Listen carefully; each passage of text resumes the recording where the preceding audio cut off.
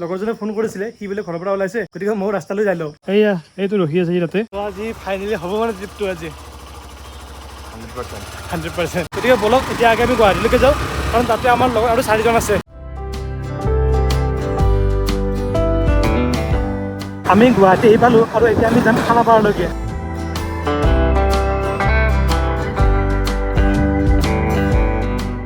বাৰু আমি এতিয়া যোৰাবাট আহি পালোঁ। এইফালে যোৱাকালি ৰাতি মাত্ৰ মই 2 ঘণ্টামান টোপনি মাৰিছোঁ, সেইকাৰণে বিৰাট টোপনি লাগি আছে। ইয়াতে একাপ চাহ খাই লওঁ, তাৰপিছত ডাইৰেক্ট শ্বিলঙলৈকে যাম। এই চাহ কাপে যদি টোপনিটো ভাঙিব পাৰে আৰু। চাহ এটা খালোঁ, এতিয়া বলক আৰু শ্বিলঙলৈকে যাওঁ। ইয়াৰ পৰা শ্বিলং 80 কিলোমিটাৰ, গতিকে 1-1.5 ঘণ্টাত পাই যাম।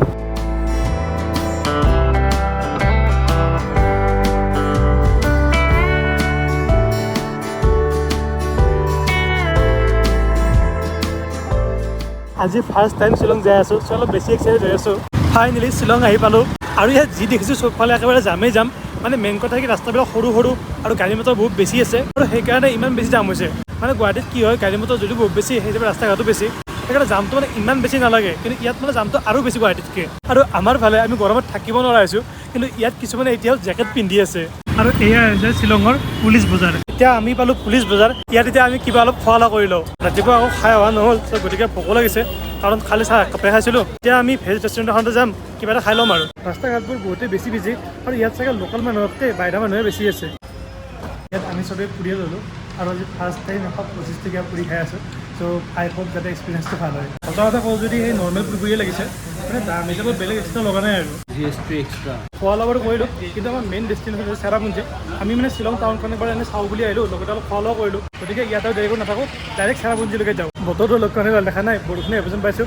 ৰেইনকোট আছে বাৰু, তথাপিতো বৰষুণ দিলে বাইকত যাব দিগদাৰ দিয়কচোন। এতিয়া আৰু চেৰাপুঞ্জীত যাই হোমষ্টে এটাও ল'ব লাগিব। বৰষুণ দিয়াৰ আগতে যাই পালে ভাল আছিল। বৰষুণ দিয়াৰ কথা কৈছিলোঁহে, কিনকিনীয়া বৰষুণ পেলালেই যাই নাই আৰু। কাম বেছি কি গেল, মোক বেয়া পোৱা সেইকাৰণে। বৰষুণ যাক আহে অলপ মানে শ্বিলঙত থকা ফিল্ডটো আহিছে আৰু। বৰষুণ যাক লাহে লাহে ডাঙৰ হৈছে যিহেতু ৰেইনকোটকে পিন্ধি লওঁ। বাকীকেইটা পুৰা ৰেইনকোট পিন্ধি ৰেডি। এতিয়া ৰেইনকোট পিন্ধি বৰষুণ নাই। আমাৰ ৰেইনকোট পিন্ধা হোৱালৈ বৰষুণ নোহোৱা হ'ল মানে। জীৱনটো একদম গোটেই ময়ে হৈ গৈছে। বৰষুণ দিয়ে ৰেইনকোট পিন্ধিব ধৰিলোঁ, ৰেইনকোট পিন্ধে বৰষুণ নোহোৱা হ'ল। এতিয়া আৰু খোলাত নাই আৰু, একেবাৰে চেৰাপুঞ্জী পাই হোমষ্টে পাই এই ৰেইনকোটটো খুলিম আৰু। বতৰটো মানে কেনেকুৱা হৈ আছে, ক'ৰবাত বৰষুণ আছে, ক'ৰবাত বৰষুণ নাই। মানে এইফালে বতৰটো পুৰা ডাৱৰীয়া হৈ আছে, কিন্তু আগফালে চাওকচোন বতৰটো কি ধুনীয়া হৈ আছে। অলপ আগতে বৰষুণ দি আছিল, আৰু এতিয়া বতৰটো চাওকচোন কি ধুনীয়া লাগিছে।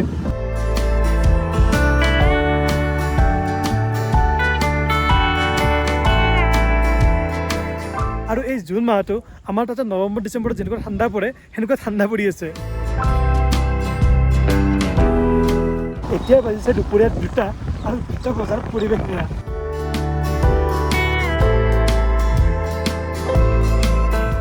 এতিয়াতো পুৰা বৰষুণ দি আছে, বৰষুণ নহয় একচুৱেলি, বহুত বেছি কুঁৱলী আছে। আৰু সন্মুখত এনেকৈ মাকৈ বেছি আছে, মাকৈ গৰম মাকৈ। ভাবিছোঁ গৰম মাকৈ খাই এই বতৰৰ মজা লওঁ।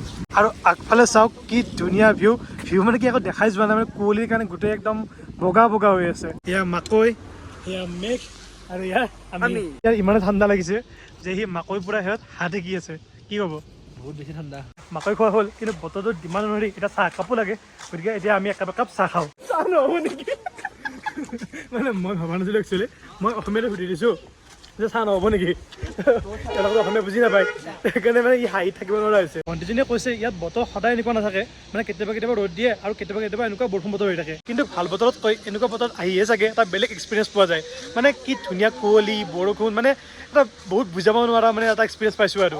মই আগতে শ্বিলং বা চেৰাপুঞ্জী কেতিয়াও আহি পোৱা নাই, আজি ফাৰ্ষ্ট টাইম আহিছোঁ, আৰু ফাৰ্ষ্ট টাইম এটা বহুত ভাল এক্সপিৰিয়েঞ্চ পাইছোঁ মানে। Thank U. চ' এনেকুৱা ধৰণৰ বতৰত গৰম গৰম মাকৈ আৰু গৰম গৰম চাহ, মানে কি লাগে আৰু এতিয়া কুঁৱলীখিনি অলপ কমিছে, আৰু আগফালৰ ভিউটো চাওকচোন, শব্দৰে মানে বৰ্ণনা কৰিব নোৱাৰি, মানে ইমানেই বেছি ধুনীয়া আৰু। বাৰু এতিয়া আমি আগবাঢ়ো, কাৰণ হোমষ্টেটো ল'ব লাগিব, আৰু এইবাৰ বাইক মই চলাম।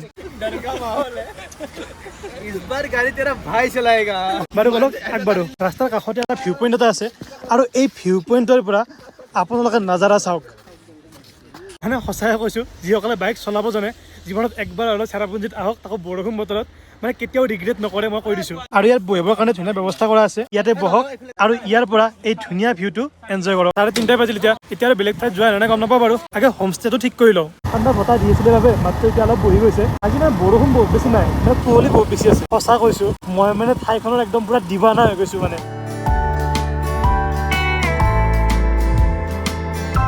আমি এতিয়া হোমষ্টেটো বিচাৰি ঘূৰি আছোঁ মানে হোমষ্টেটোত অলৰেডি 500 টকা এডভান্স দিয়া আছে এতিয়া মানে গুগল মেপত যিটো লোকেশ্যন দেখাই আছে মানে অলপ কিবা খেলি মেলি দেখাই আছে মানে এতিয়া সেই তাকে লোকেশ্যনটো বিচাৰি আছোঁ আমি আৰু আগফালে এই ভিউটো চাওকচোন এইটো এটা সৰু নিজৰা এটা বহি আছে দেখিছেনে ইয়াত বাৰু হোমষ্টে এটা ল'লোঁ আমি আগে আমি আমাৰ ৰেজিষ্ট্ৰেশ্যনখিনি কৰি লওঁ মানে অকণমান কিবা ডকুমেণ্ট জমা দিব লাগিব ন তাৰপিছত আপোনালোকক আমি ক'ত থাকিম তাৰে ৰুমটো দি আছোঁ বাকী হোমষ্টেটোৰ ওচৰে পাজৰে পৰিৱেশ দেখাওঁ আপোনালোকক হোমষ্টেটোৰ সন্মুখতে আছে ইমান ধুনীয়া এটা পাহাৰৰ পৰিৱেশ চবফালে পাহাৰ মানে হোমষ্টেটো যোনফালে চাই সেইফালে কেৱল পাহাৰ দেখিব বাৰু ৰুমটো কামখিনি হ'ল আৰু এইটো আমাৰ ৰুমটো ইয়াত বিচনা আছে 4খন আৰু আমি মানুহ আছোঁ 6টা কিবাকৈ চলি যাব আৰু লগতে আপোনালোকক কিটচেনটো দেখাই দিওঁ আৰু এইটো হৈছে কিটচেনটোত এইখিনি যোগাৰ আছে আৰু যিখিনি লাগতিয়াল আছে সাধাৰণ গোটেইখিনি যোগাৰ আছে আৰু ইয়াতে ৰাতিলৈকে মাংস বা তেনে কিবা এটা আনি কিনে ভাত বনাই খাব লাগিব আমি ধুনীয়াকৈ অলপমান ভৰি হাত ধুই ফ্ৰেছ হৈ লওঁ তাৰপিছত অকণমান বজাৰৰ ফালে ওলাই যাম বজাৰ কৰিবৰ কাৰণে আৰু এই ৰুমটো এটা কণ্ডিশ্যনে আছে যে ৰাতি 10টাৰ পিছত হাল্লা চিল্লা কৰিব মানা কৰিছে যাতে কাষৰ মানুহখিনি ডিষ্টাৰ্ব নহয় বাৰু এতিয়া আমি অলপমান বজাৰ চজাৰ কৰিব যাওঁ অলপমান চাহ তাহও খাই আহোঁ লগতে অলপমান মাছ মাংস কিবা অলপ লৈ আহোঁ আৰু ৰাতিৰ কাৰণে ডিপাৰ্টমেণ্টেল ষ্ট'ৰ এখনৰ পৰা ৰাতিৰ কাৰণে অলপ কিবা কিবি লৈ লওঁ ইয়াতে মানে আৰু এটা প্ৰব্লেম ফেচ কৰিছোঁ আমি যে ধৰক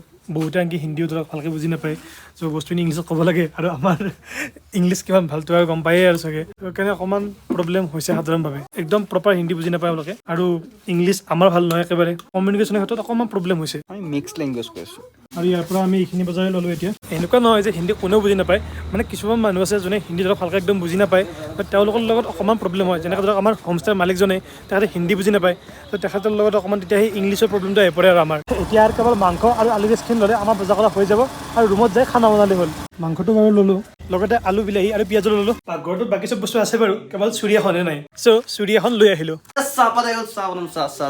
এতিয়া ইহঁত দুটাক চাহ বনাব দিছোঁ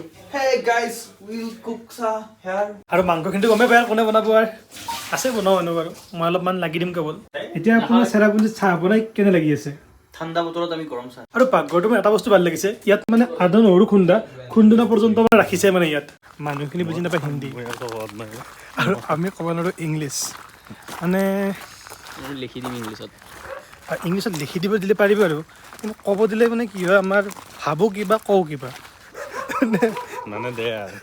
মানে দে আৰু হৈ যায় আৰু ইয়াত মানে অকণমান জোৰে জোৰে কথা ক'ব সাহস হোৱা নাই কাৰণ কিবা ক'ম কিবা বুজিব মাৰ খাই যাম আৰু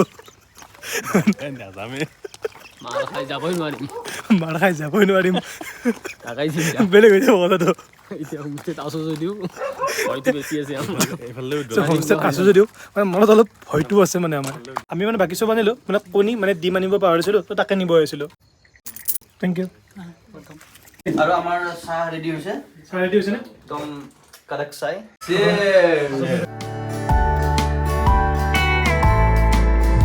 তেওঁলোকে যা যোৱাত লাগি আছে এতিয়া আমি আৰু খানা বনোৱা আৰম্ভ কৰিম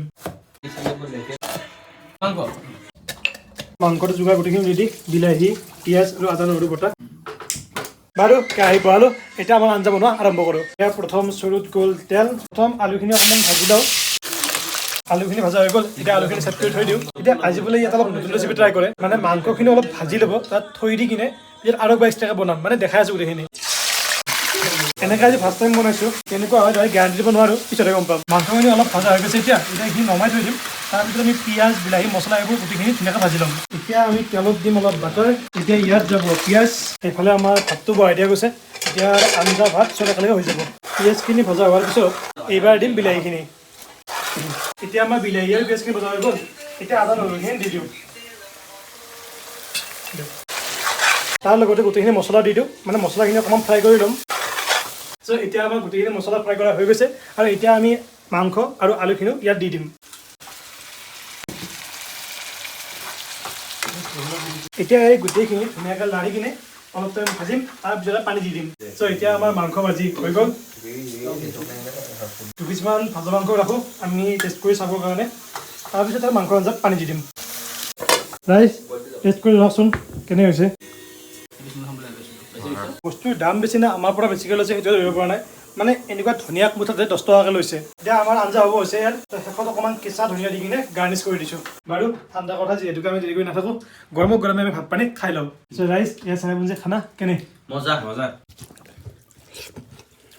বাৰু খোৱা লোৱা কৰিলোঁ ভিডিঅ'টো চাই কেনে বেলেগ কমেণ্ট কৰি জনাব আৰু ভিডিঅ'টো লাইক আৰু চেনেলটো ছাবস্ক্ৰাইব কৰিব নাপাহৰিব বাকী আৰু কালি দিনটো কি কৰোঁ আপোনালোকক দেখাম এতিয়া আৰু গুড নাইট